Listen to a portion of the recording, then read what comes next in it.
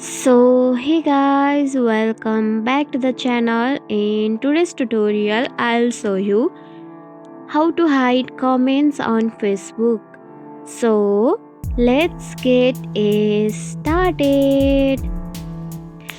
At first, make sure you have the Facebook app downloaded from Google Play Store or App Store, and also make sure that you have logged into your account.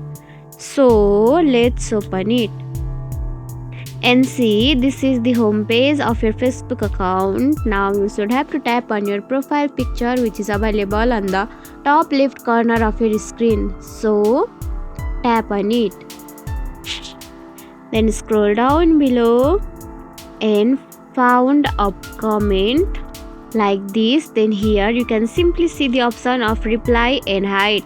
So you can simply tap on hide option like this. Now see, your comment has been hidden successfully on Facebook. And to unhide a comment, you should have to tap on unhide nearby your comment section like this. Now your comment has been successfully unhide on Facebook.